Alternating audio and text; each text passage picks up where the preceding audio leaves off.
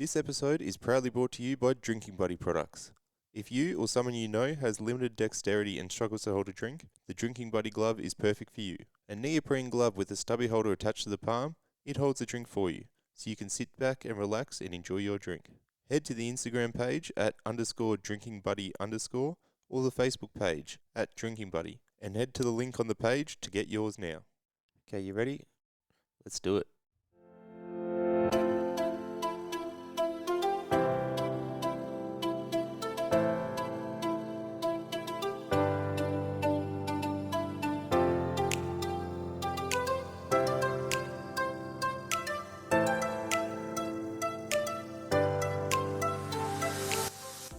You're listening to Chats from a Chair, with me, Nick Dempsey, coming to you from my wheelchair.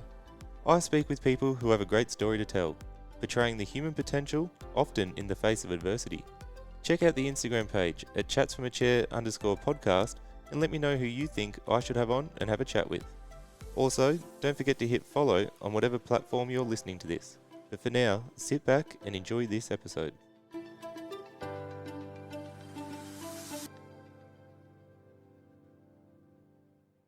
Coming up in this episode, I speak with support worker Dan Boardman, who supports a man who is a ventilated quadriplegic, a higher level spinal cord injury. So, going to have a chat about how he came into this job in what is often a female-led industry in the care industry.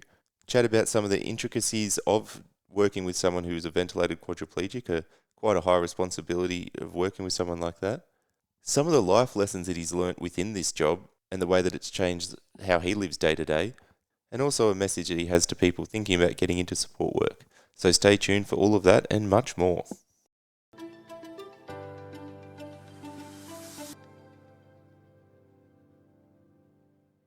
G'day and welcome to another episode of Chats from a Chair. Today I have with me support worker extraordinaire, Dan Boardman. Mate, thanks for coming on. G'day, thanks for having me. Now, you are a support worker for a ventilated quadriplegic. How did you get into that job? Yeah, a bit of a funny one. Just through rugby, it ended up working out through rugby. Play for the local footy club, Bond University. So yeah, grew up down in Ballina, moved up here, started playing rugby at the footy club, and then one of the coaches was actually a support worker. Right. So I was in between a few jobs, concreting, labouring, etc. And then yeah, ended up just going for a coffee, caught up with this bloke, and we got along quite well. And then kind of found my way working with him. He taught me how we wanted to be cared for. Yep. And had no prior experience. After that, I kind of just found my groove and have been doing it for seven odd years now. 7 years. How old were you when you first got into it? Well, look, a lot of people give me grief. Oh, you're 30 now. So 28 now. So yeah, been doing it for the better part of my 20s. So about around 21 when you got into it. Yeah. Yep. And then I've been working, here and there with a few other people as well. So yeah, right. Yep. That was probably a bit of a saving grace. Learn to do other things, not just work with one person who likes things a specific way, as you know. Yep.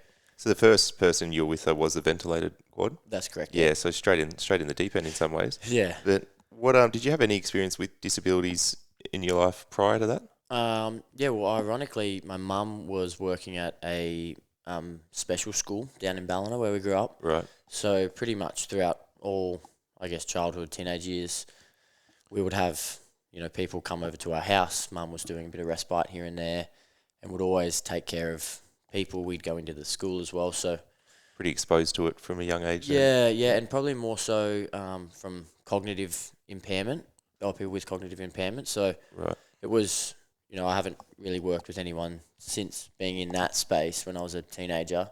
I've only really worked with people with physical disabilities for the last 7 odd years. So yep.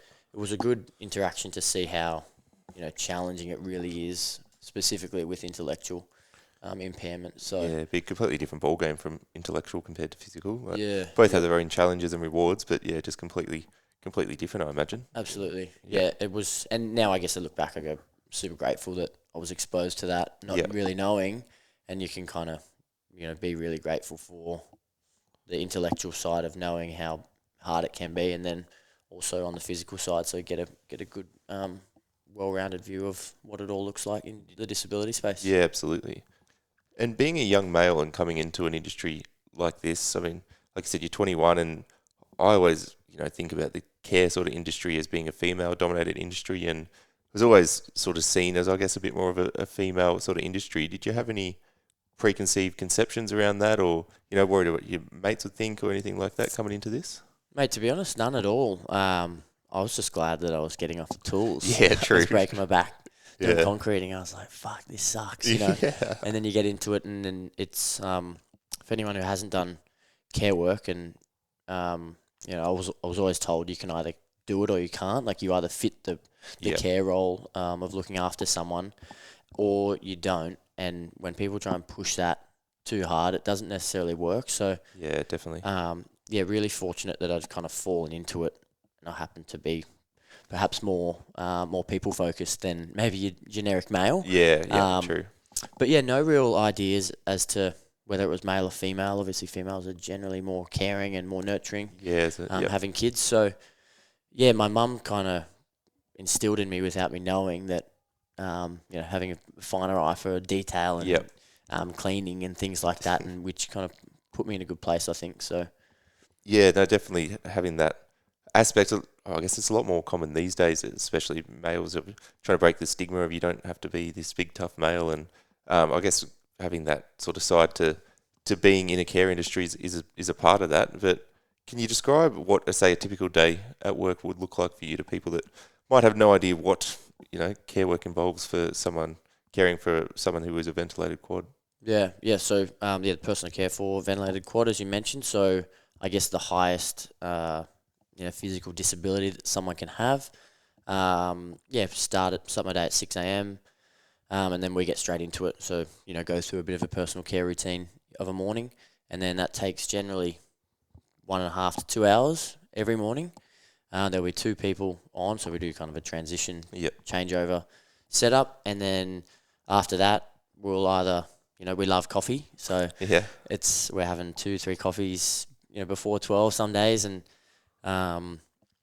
always meetings and on the phones for the gentleman that I work for, and then apart from that, we do pretty much 3 to 4 days of rehab, so either an hour or 2 hours sessions.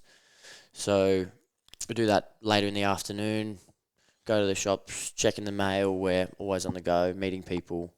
Yeah. So, there's always something to be done, and I guess it always makes the day go faster. So. Yeah, not often 2 days probably look the same when you're in that sort of space as well with, different meetings and things. Some days you'll have them, some days you won't. And then I guess there's also all the little things that you have to do around, you are the hands around the place, whether it's driving places, helping feed, clean the apartment, all different things like that. That all those little jobs. And all that stuff is, you're kind of doing your day-to-day activities business-wise and getting out and about, but there's, washing to be done. You got to clean the house. So all the day-to-day stuff that maybe goes unnoticed, but is definitely a key part of, we are, as you said, the hands and the movement of the operation. But little things probably people do day to day they don't even think about, and they're just like, oh, got to tidy up here and do it. But obviously, as a quad, I can't do it, so it needs someone to do it for me. So it's just those little things that need to be done. Yeah, and it definitely goes south quick if you don't keep your finger on the pulse. Yeah, things get messy. Carers can kind of forget stuff, and team effort to everyone do their bit and massive. Let it fall on one person. Absolutely, yeah. If there's it doesn't happen without a team, and then when you've got a good one, it can run really smoothly. Yeah, so definitely. Yeah, definitely. If you can get that good setup, it can make a world of difference. Life changing. But your first time, so you mentioned obviously a morning start, same as myself with the personal care that can take 1.5 to 2 hours. Yep. Your first time doing personal care and getting into that space, was that pretty confronting, or how'd you go with that? Because you do get in close and personal, and you're dealing with sometimes all different types of bodily fluids and things. How was that when you're a young male getting exposed to that for the first time? Yeah, to be honest, pretty nerve-wracking. Like, it was, you don't want to stuff up, and you want to do the best thing by the person you're working for and with. But yeah, you try and do the best job you can, knowing that you have the full respect of the person that you're standing at the hip with all the time. It's their personal space, it's their life, so you're coming into it trying to make sure that you're one, doing a really good job, but then also taking the utmost care to make sure that, they're feeling, you're not intruding, you're not, overstepping. So Yep. I reckon, I was kind of oblivious to the fact that some people get a bit grossed out by that stuff, and Yeah. I reckon trial by fire was the best way that it worked for me. I just got stuck into it. Definitely made mistakes, which is the only way to go forward, I believe. But yeah, probably didn't take too much notice. But now I look back, being a little bit more mature, not much. Yeah. But I think it was really important to kind of not think too much about it, give it a go, seek feedback, and try and just grow as you kind of move through the role. Like you said, it can be trial by fire sometimes. Some people are going to be fine with it, and it is what it is, and you get on with it. Some people aren't going to like it, and that's fine. The job's not for you if that's the case. But it is a part, especially working with people with spinal cord injuries, that you do need that assistance, whether it's toileting, showering, all that sort of stuff. You do, so you need to have that, as you said, mutual respect with each other, and just kind of feel comfortable and have that emotional maturity to just go about it. And it's a thing you got to do every day. So if you can't handle it, can't do it, then that's just not the job for you. And I reckon that was a really good thing that made me just think of getting through the job, and there's another day coming, so all these jobs have to be done. So we may as well stick at it together, and we're gonna go get in this together. We may as well learn how to do it, be really good at our jobs, and then try and just have a lot of fun out of it. Like, we have so much fun. Heaps of laughing, and you try and make the best out of a bad scenario. There's some pretty horrible shit going on in the world. There is, and everyone is struggling in their own ways. So any way that we can kind of bounce off each other through a day-to-day setup, it kind of makes much easier. He's my counsellor. I don't know about I'm his, but sometimes he looks after me more than I look after him. So. Yeah, no, that doesn't surprise me. But for people that aren't aware, I guess the extra part of, because obviously I'm a quad, so I know a lot about what's involved in personal care or different things, but I'm not ventilated, so that extra level of having that ventilation, for people that don't sort of understand what that is, can you give a quick description of what that involves, having a ventilator? Yeah, sure. So, I guess a ventilator, the gentleman I work for, the ventilator sits on the back of his wheelchair, and that's there 24/7. It's always connected to what's called a tracheostomy tube, which is, there's a hole in his throat, which the tracheostomy goes through, connected to a ventilator, and that just blows room air on a regulation, on a specific setting that we've set it to. And that is with us every day. So whenever we're, doing transfers, or whenever we're putting a shirt on, it's underneath, it's over the top, it's always connected. Something to be aware of. Things pop off sometimes. You can be driving on the highway and it might pop off. Shit. Or, so like at every moment, it's quite hard to describe to someone, oh no, you probably don't need to be there 24/7. It's like, no. With people that are extremely high level, have ventilators with them or use them, it's their breathing apparatus. So if that's not there, they can't breathe. Yep. And so, we do have to, disconnect the tracheostomy tubing sometimes, or the circuit tubing. Yep. And the people can generally, or the people who use these apparatuses, my guy, he can hold his breath for a short amount of time, but if you don't get the air, you don't breathe, obviously. So it's your life depends on it. Yeah. It's actually so pretty much. So is that, like, did you ever think, holy shit, this is too much, I can't be responsible for this? Or was it? There has been times where it's like, wow, this is a lot, and I try and look back to, maybe my life and not compare, but look at what I've got and how I can maybe use what the person I'm working with is going through to benefit me, as I'm sure they would themselves. But anytime I can kind of think about how they might be struggling, or what it feels like for them, and kind of forget about myself and think about them and put them first, it always kind of puts me in a good place to go, it's all really not that bad. And again, if you've got a good team around you, and if you have people that are supportive and know how to do a really good job, but then can also have a good time and laugh, it makes things so much easier and much more enjoyable. Makes that shit you got to deal with a little bit easier every time. I don't think I could bang on enough about how important it is to have a good support network and Yeah, a good team, especially when you're working, as you know, so closely with the guys and girls who do your support. So Yeah. We should mention as well, that's just like a level of injury that, like C1, C2, when you injure your spinal cord at that level, it affects the respiratory system. So that's why that tracheostomy and ventilator is required. Yep. Yeah, and I guess to maybe further that, it means that or the gentleman I work for, he can't move or can't feel from his chin down. So has neck movement, head movement, but diaphragm doesn't work, stomach doesn't work, like an able-bodied person does. So that's why the ventilator is in use. You're really relying on those things. Yeah. Yep. So have you had any close calls where things have happened? Mate, there's been a few close calls. Where maybe one that springs to mind is we were traveling in the US, and we always, with people with high-level spinal cord injuries, there's a lot of equipment and consumable gear that needs to be taken either. Travel with a chemist every time. As I've heard you say. Yeah. So it's like you just got to travel with a shitload of gear, and it's sometimes it's necessary, obviously, but it's just precautionary. Like you don't actually. It's just in case something blows up, or it's just in case. So we were traveling in the US, and we'd just got back to the hotel, and we'd backed out of an elevator, and the circuit had ripped. Yeah, so it's like you're trying to hold this circuit together, and luckily we travel with a few people, so it's like, oh shit, and everyone looks at each other. Just the gentleman was like, oh fuck, circuit's broken. Like you can kind of tell that their voice is breaking, which means they're not getting the full amount of oxygen. And so it's like, oh shit, okay, what do we do? Well, we had a spare circuit in the apartment, so it wasn't life or death in terms of we're out or we didn't have a spare, because we wouldn't have.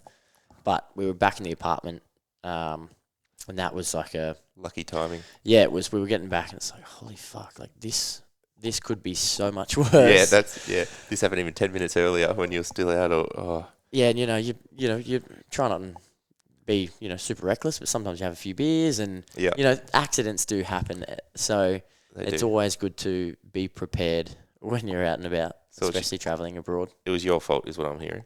Mate, anytime I can push blame onto someone else, I will. I'll tell you that much.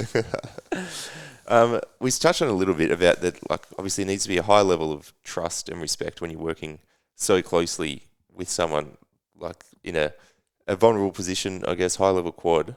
But how do you go about, like as we mentioned as well, you got to be the hands and everything. You got to do so many tasks, but then still respecting like the independence and the decision making, and trying to give a quadriplegic as much independence as possible. How do you navigate that in the home when you are in their environment and you need to do things, but you still want to give that independence and decision making to them? Yeah, look, really good question. And it's such a tough thing to navigate and find your way through.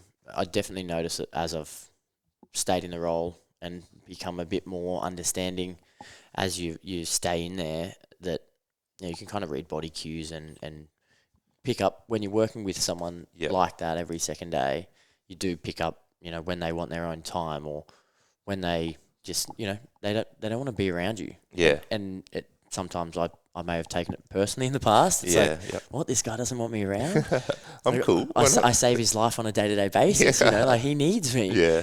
So it's a bit of an ego hit, but it's like these people are with you.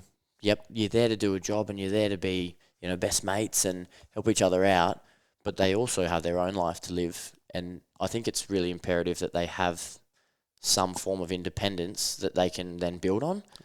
So picking up cues and kind of learning where and how they want to have their own time is really important. And then again, they need someone there pretty much all the time. So I can generally sit on my laptop or kind of be out in the kitchen and then be there if needed. And one thing that's made my job much easier has been AI or automation. So the house that I go to is fully automated, so can control blinds, can control TV, aircon, doors, automatic doors, as you've got here, is so important, because when he shuts the door and I'm out in the kitchen and, he's on the phone or, Yeah. he can come out to me when he wants and can leave when he wants. And, if we had phone calls on the TV, turning aircon, temperature control, as you know, is a big thing as well. Yeah, of course. Yep. So, yeah, that's been a massive help for the role in making my job much easier, but then allowing him to be super independent Yeah. for as much as possible. Yeah, I think, like you said, that automation for that sort of independence is massive. But then one thing I probably still struggle with, especially, is like, because obviously automation can't do everything and you've got people doing tasks, is that before my injury, I was always like doing stuff myself. My way's the best way. Yep. My way's better than your way, so do it my way. Whereas now, obviously, you can't have that all the time, and it's constantly having to ask for things can just be like just emotionally draining. Oh, So it's finding that balance of, I don't have a choice really. I've got to ask for everything, and finding that balance of people, looking for things to do around the place and doing it to take away, not having to ask for something, but then it's also that balance of, I don't want you to do that. Why are you doing that? And it's a funny thing to, when you're in each other's space, to just find that balance. And as you said, you probably do pick it up after working together for a while. You realise what people do and don't want.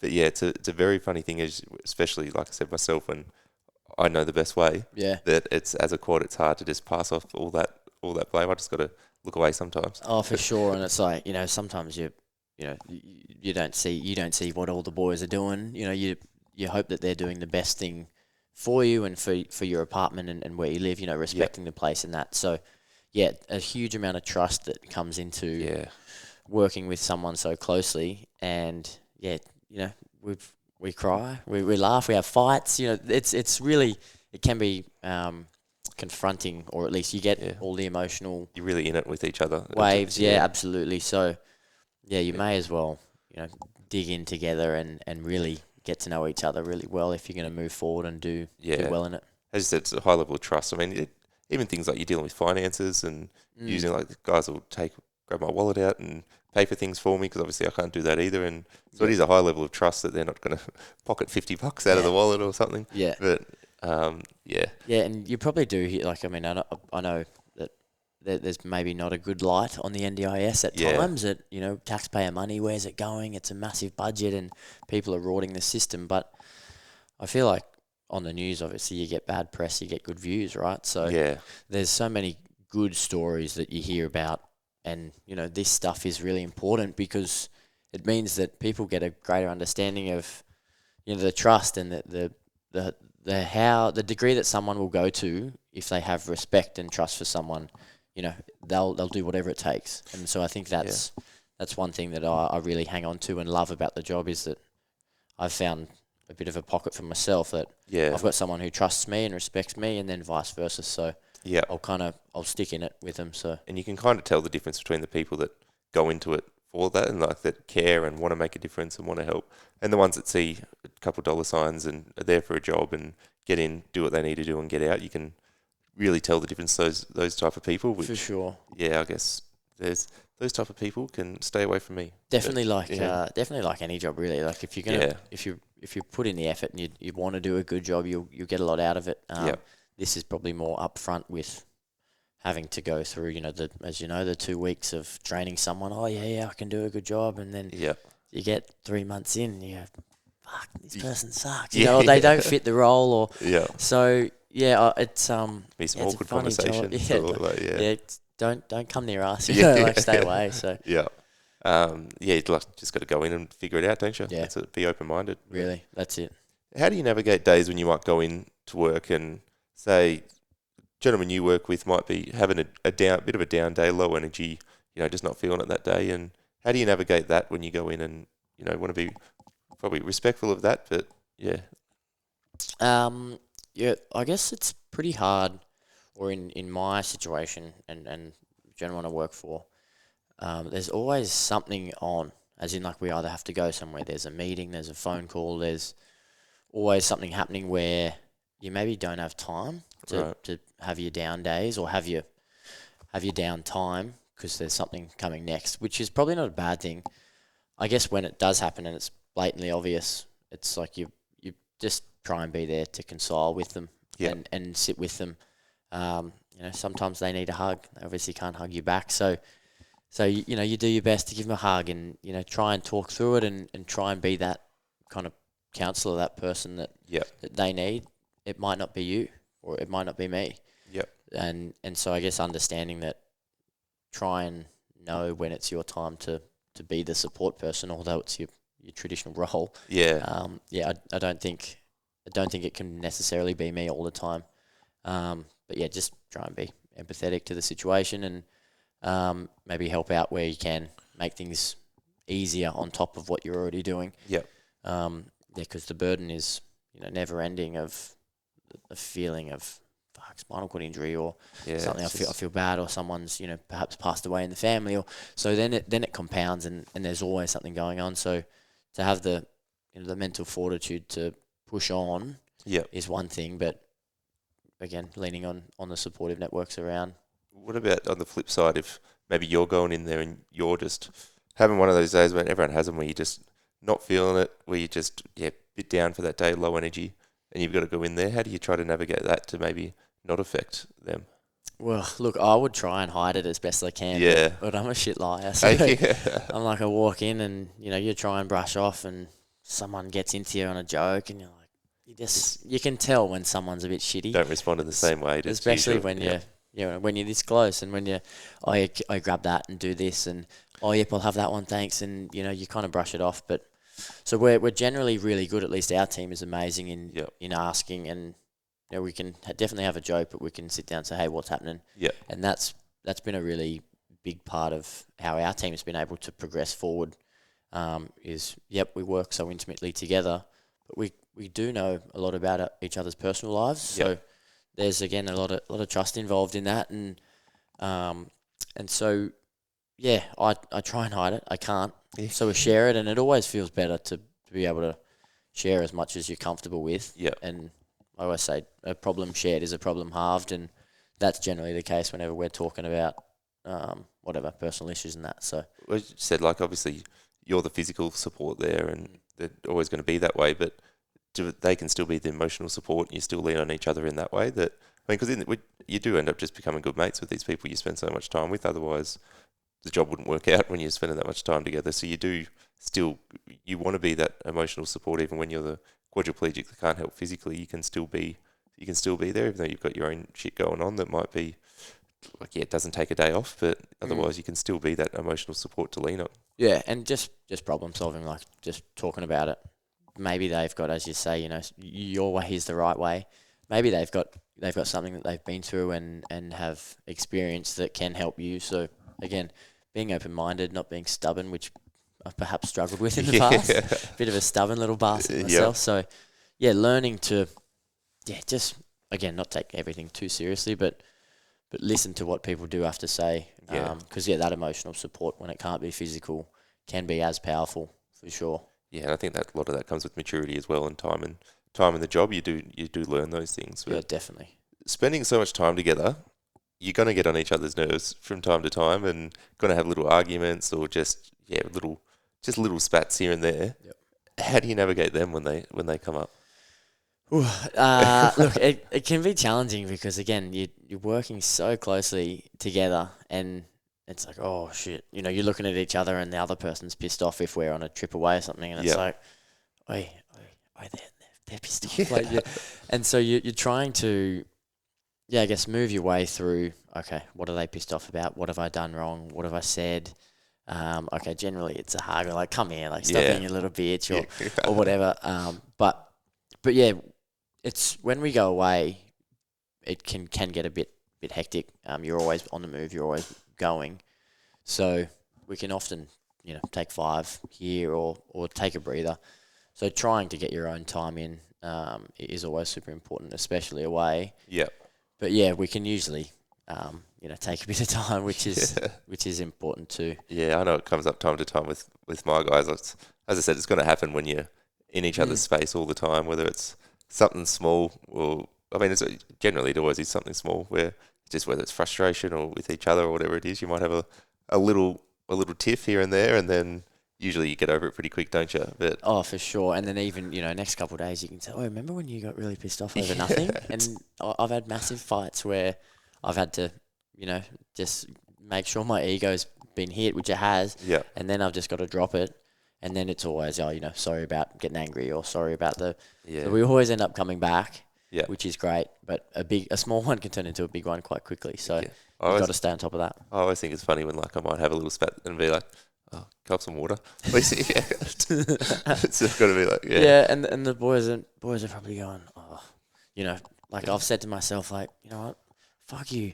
We just had a fight. Fuck you.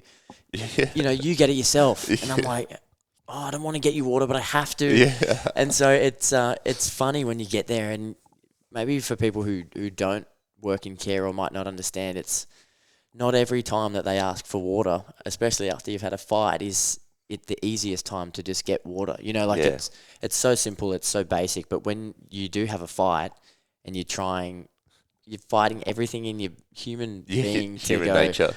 I don't want to give you water. Get it yourself, figure it out. We just had a fight. I hate you. I don't like you at the moment. Like, sort it out. Yeah. And so, yeah, it's funny when, Yeah. especially coming from a construction background Yeah. beforehand, it's like it was physical labor, but now it's really emotional Yeah. Lesson is you need strength. There's a lot of pain that goes on, the fighting and stuff. So a lot of anxieties that happen, and stresses that come with the job, and Yeah. when we fight. And so, but yeah, might sound like I hate the bloke. You sound like a dick. Yeah. Yeah. I swear this guy's a bigger dick. Yeah, definitely. It is. It's like I said, though. It's just having that emotional maturity to be like, you understand the position you're in. You might have had a fight, but it's what you need to do it. So Yeah. it's just usually you get over it pretty quick, don't you? You swallow your pride and you have to get on with it because you understand the position you're in. And Oh yeah, there's no other way forward if you don't swallow it. exactly. So. But was there a moment that you sort of realised that we spoke it a little bit that you become good mates and the people that go in there for more than just a job?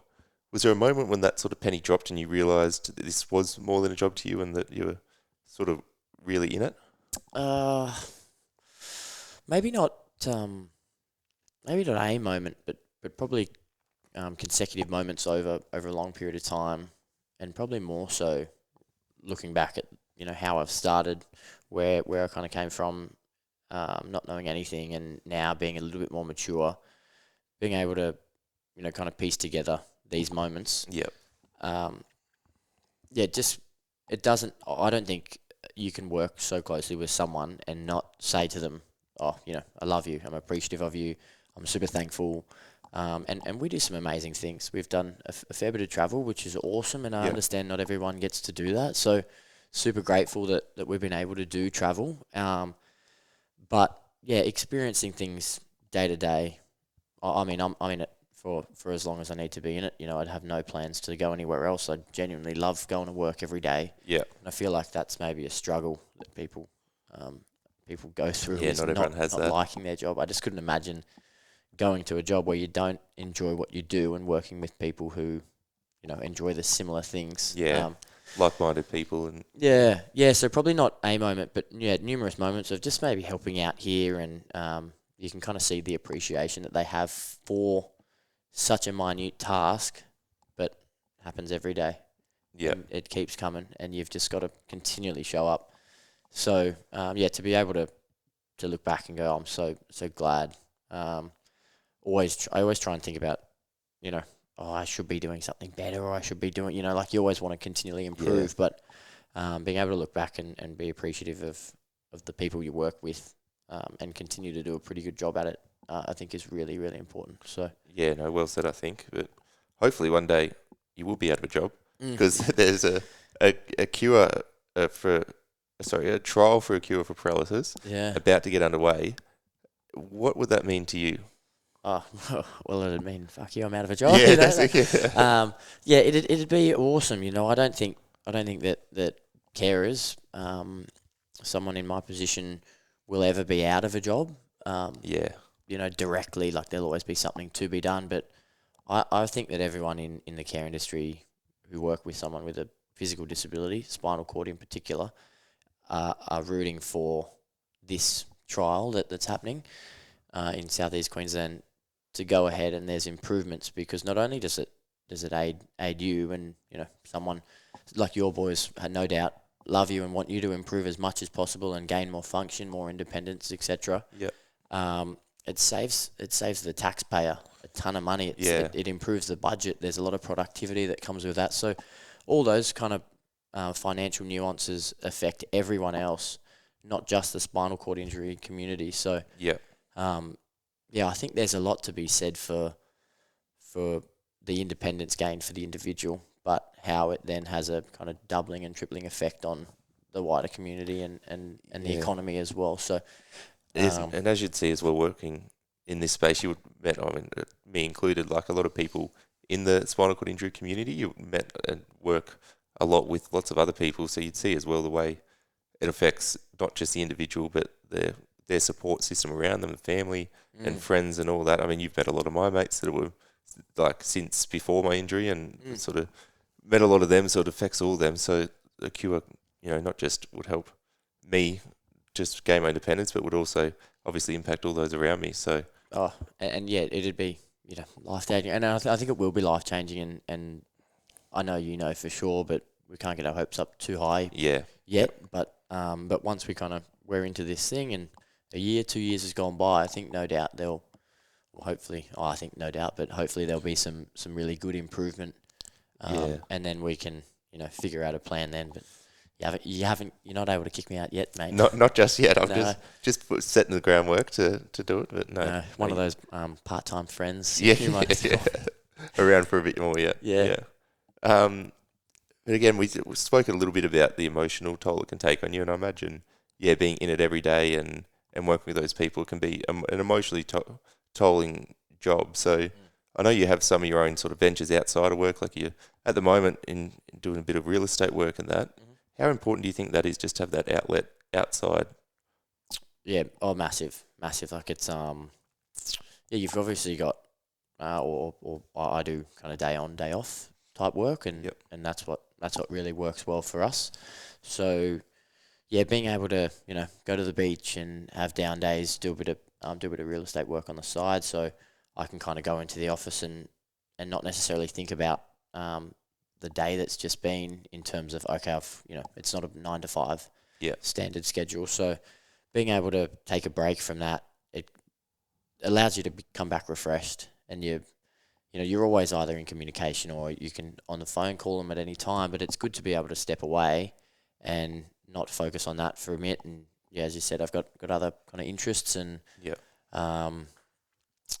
super imperative to be able to let your hair down, a bit of a rat bag. So some days you get a few days off and you can have a few beers of an afternoon, and you're not worrying about having to go to work, or you can really kind of relax. And super important. You wouldn't have a few beers, would you, mate?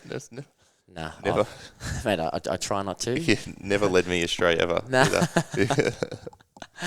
I blame you for everything. Yeah. As you should. Yeah.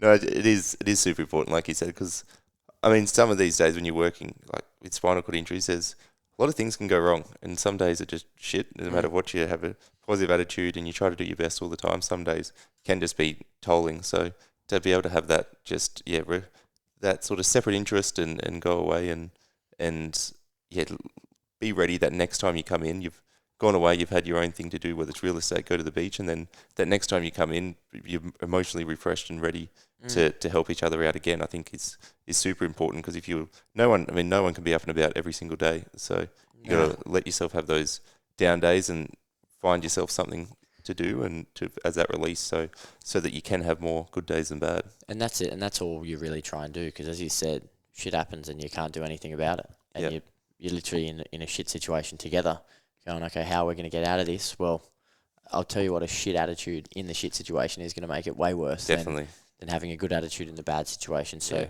perhaps cliche to say, but always trying to find the good in the bad. It's already really bad. Yeah. And keep thinking about the bad stuff, and it'll just keep getting worse. So being able to have that someone, or have those people around you, for yourself, the boys, to be able to go, fuck, we're going to get through this. And it might be a bit slower today, and it might not work the best we can, but let's just get through today.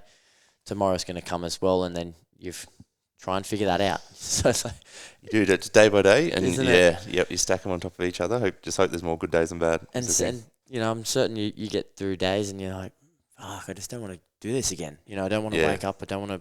But you don't really have a choice. And if you did make the choice, but you're not doing that. So it's like, get through it and have a good support network around you. Like there's so many good people that want to help, and especially in this community down at the rehab facility. Like the guys there are unbelievable at what they do. And I remember when I first went in there, I thought, oh fuck, what's this place? Like I was super keen to be involved, watch how they operate and see it. So knowing that there are people around and being able to share those moments with them, that's I guess another relief for someone like yourself, the gentleman I work for. Share the load and work together. I think that is if someone is someone with a disability that relies on care, whatever it might be, and they might be struggling a little bit or just need that support system. I think that'd be a great place to start, is actively try to find that right support system. It can be a fuck around at the start, trying to trial and error and train people, and maybe this person does work out, that one doesn't. But I think if you can build that as a base to find a good support system around you and people you can trust and rely on, and then from there you can figure out the next aspects of life. But I think that would be a great place to start for anyone. Absolutely, and even I know that some of your boys play rugby and or community sport. Yeah. And yourself playing with AFL, water polo prior. You come into a team and you've got these blokes that you go and bash and crash with and do whatever you need to do. It's so important for one, not only community sport, but learning all the trials and tribulations, winning, losing. Working with people that perhaps you don't really want to work with. Yeah. Some of the boys and girls that we play sports with are dicks. Yeah, you don't get along with everyone, do you? Me included. Yeah. So, but yeah, I think that's probably a really good start, or it was for me. I know for you, and then now community sport, let alone having a good community, is such a massive thing. So, learning to work with people and finding that network is a great start. Team effort, team environment, definitely. Yep. How has working in this space changed the way you live your life, or even your perspective on life? I'd say it's just allowed me to maybe have a bit of a bigger worldview on, okay, my situation is really not that bad. Yeah. Sure, there's a lot of bad stuff happening, but all is not lost. Like, you're not doing too badly. And there's always someone better and there's always someone worse. So, changed my life. Probably the most monumental change that I've ever been through is working with people with spinal cord injury. Yeah. And then, in particular, the gentleman I work for, changed my life wholeheartedly. If I didn't have him, I don't know if I'd be where I am, have the kind of ideas that I think are going to get me to go forward. And, so monument, I just that perspective on things. When things might go wrong, it's not that big of a deal when you think other people might, or you beforehand might have reacted in a different way, whereas now you can sort of take that step back and realise this isn't that bad. Yeah, and maybe it's forced me to learn at a time where I didn't think I needed to learn. Yeah. So I had to drop my ego. I had to not be as stubborn, and now I've been able to, you see people getting in fights or cranky with driving and, all these kind of minute issues that everyone goes through. Yeah. I'm like, if I can reduce the amount of things that, kind of affect me, then everything you kind of keep on that steady line of it's not too good, it's not too bad. Yep. But yeah, just being able to enjoy life a lot more, to be completely honest. Enjoy your body and what you've got. Understand that people have got a lot of shit going on. Yeah. So just be a lot nicer to people, because you really never know what anyone's going through. So very true. If you can be less of a dick and just support people a bit more, whether or not you get anything out of it, you create a good relationship regardless. So it's shout out to the big dog up there. He changed my life. So super grateful. Yourself, like, we would have never been mates if it had come up. Then you moved to the Goldie, and now one of my better mates for sure. So I think that being able to step into those kind of different community groups and learn, it's like, it's no longer a job for me. Like, this is something that I just entrench myself in, and I'm really glad I have, because been able to meet some incredible people and do some amazing stuff. I think it's a great outlook to have on life now, definitely. But what advice would you have for someone contemplating getting into support work? Oh, shit, great question. I would say that it's a great place to start. it's not to say that everyone is meant for support work, because I truly believe that not everyone is. Yeah, definitely. You know, your engineers are kind of things based, and people focus on kind of your numbers or your Excel spreadsheets, etc., etc. So, yeah, it is definitely not for everyone, but I'd say it, if you were thinking about it, working with like a care agency or something like that, it would be a great place to start, and you'd be able to learn not only a lot about yourself, but a lot about the people who are suffering from some pretty bad stuff. So yeah, I'd say get stuck in. That's not to say it won't work out, because not everyone can do it, and I'm really set on. I've had a few mates ask me, "Oh, what do you reckon? Should I do some care work?" And like, mate, you probably shouldn't. Find a job that you enjoy, because it probably isn't going to suit your personality. Yeah. But then again, I think it'd be a great place to start for someone not sure on what they want to do. I'm not university educated, high school educated, and just got taught through someone. So there's always the ability to learn if you don't necessarily have that kind of education piece behind you, which I didn't, and I was too smart for university. So didn't want to waste your time with that. Nah, I didn't want to waste my time. So. But I think definitely a great place to start. Being open-minded is a massive one as well, going in. That, like I said, not everyone can do it, but if you go in with an open mind, willing to learn and willing to listen, that's the best place to start. And yeah, it might work out, it might not, but it's whatever the case. Because a lot of people I probably see, my guys especially, go to the pub with me, and you go to events, and as you said, you get to do a lot of travel and things. And from the outside, people could be like, "Oh, this is sick," which it is. There's all those, but then there is also the other side to it, the personal care, the emotional toll dealing with that. There's, as you said, it is, although you get to do those fun things, it is something that you're still a care provider and support worker, and you've still got that side to it. Yeah. It doesn't suit everyone. So that's, but I think good advice that if you are thinking of do it, bite the bullet, give it a go in with an open mind and see if it's for you. Absolutely. Like, you don't look this good out of, you just don't wake up and, shit excellence. This good. This takes time, so... Yeah, get stuck in, get involved. I think that probably goes with most things in life. Just get going. Like, get stuck in, and because the only time that you really ever learn is when you fuck something up and you go, "Oh, okay, that's how not to do it. So we're not going to do it that way anymore." Yeah. So, and then it's always better when you've got someone like yourself who can tell you, "Oh yeah, you shouldn't have done it like that." Yeah, this is the right way to do it. So it's like, "Oh fuck, I'm definitely not doing it that next time." Yeah, I'm just doing God's work here. Yeah, this arsehole told me I'm going to do it this way next time. Yeah, I'll do it. I'm happy to carry that load, But yeah, definitely, I'd say, the industry's been massively life changing for me. So, get stuck in, get going. There's some good people doing some pretty good things there. So, get involved. Absolutely.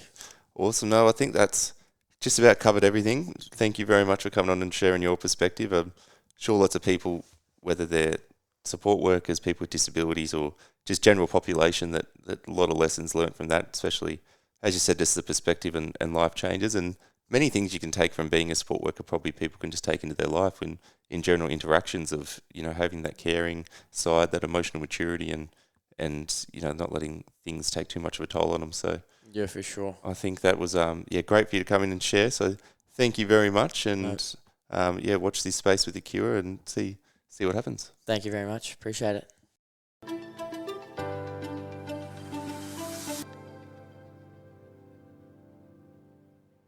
Thank you very much to Dan Boardman coming in and sharing his perspective on everything as a support worker for someone, a high-level spinal cord injury on a ventilator. It was quite interesting to hear the different little bits and pieces that he had to learn, and the way that he just sort of went in with an open mind. I think it was great, but then also to hear just the way that it's changed how he lives his life and his perspective on things, and just the gratitude that you can hear he has, but also the true care he has for his job, how it's much more than a job for him. But as we mentioned, I think they're the ones that make the best support workers, people that can really dive in and really care for the job. But then also, as we spoke about as well, having that outlet so that you don't become burnt out, or it's not taking on the huge emotional toll. So having that outlet outside of work was massive for him. And I think if you are a support worker, it's something that you should actively look to have as well.